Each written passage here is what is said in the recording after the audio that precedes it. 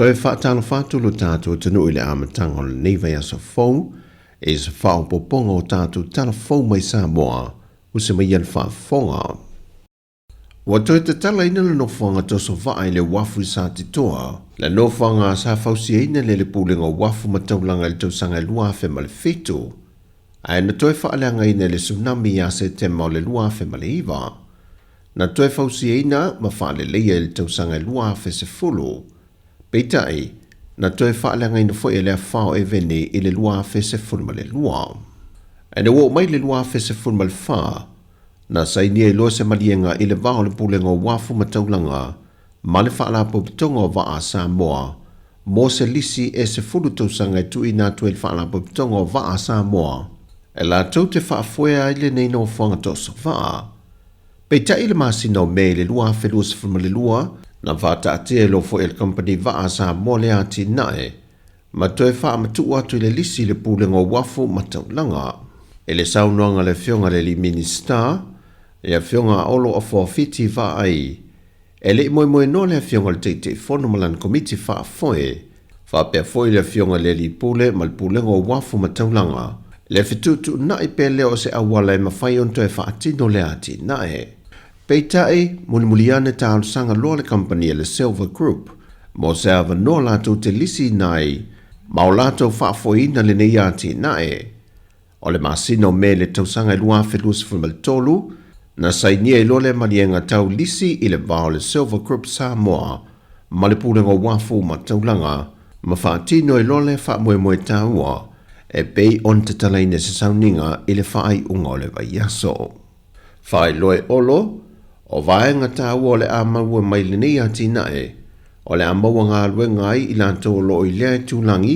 ma o le a ono maua foi se tau pa u e toso ai va al company va a Sāmoa. O le afso soani va whangota la i te rutātua tunu, mai de tu inatu le company te teleanga i Amerika Sāmoa. Ai mai se o le ano va whangota lo i lano le wha malmalunga le malo, o le a le toianga i fiti e mamao mataunguta. Ai te tau ono opongi pi sinisi le nei a tangata lo tātua tunu, o lea ua iei insinia wha apitoa i le wha le leo so o se tu ai ngā wha. Ua sai nia se whengai ngai le wā o le malo e taua lātu le matanga luenga o tina matamai tai, a tina o nuu manga whaso tai, ma le wha amalua wha la popitonga tu ma oti Sāmoa le sango, o le au lātu ngā lulue i wha atino ni awa onga, mo le sila fia le au whenga luenga o ofiso fono wha avai ai tu malo e limas fulmalitasi le antu nuu. O le whaavai o lea whengainga, e te tau ana mai ane le se fulmale lua maasina, ua au sia tina e na fuafuaina i tu malo te itasi, ta mau ai ngā whaawasenga ina ma ngafa tau lima ina, ma lea tina e ngō Sāmoa. O lea whengainga, ua tutongi atua i le malo le tino i tupe lua se la wawheta lai le sango, la tau te whaatino ina i lea fuafuanga. Ua manatu lea fionga le minister ma le mtanga luenga, ia whaata oto le leini ta ia la manino malaunga ta sia o mai tu malo, ma tau si sia ai ma le amia tonu. Wa whailofo e le fionga ia mulipola, e matua mana o mia lea o oina le leio le au whinga luenga o ofiso fono whaavae, ia malama le lei le whaatino ina o lātou tiute o filifili ai i lātou. Ma ia tulituli loa whainga sa o e whaanga ioia ia ti na e sa talo sanga ina, i lunga o whainga whaavae ua tu ina tu ele malo. O se reporti ba le matanga luenga o leo, ua no fasala nese talavau mo le lua se fulma le lua masina le falpuipui, i lona wha o lima le i lona to lua wha po o liuli, ma tau ai wha tasi le tamao lona to lua lea ma le fale i maa. E le folosanga o maua le tua leo na wha ali ai, o le wha lavelave o sa wanga le nei na tula i mai le fiu anga o fasto uta, o le ainga leo lea tina sa no nofo i ma le ua mo lia. I moli maulava le tua leo le wha masinonga, e taunu watu le tinao le toa lua o lea li iwa molia, o loo wha atino se wha o ngā lima lea ta mai lona toa lua. Na fesoa soani i aise tasi o le ainga, peitai na avema tūlanga na wha te tele le ita o lea li, ma ia wha atino i lona nisi o sori ngā tūla fono i pei o na tā ua wha whadpuipui e mo le lua se fulma le lua masina.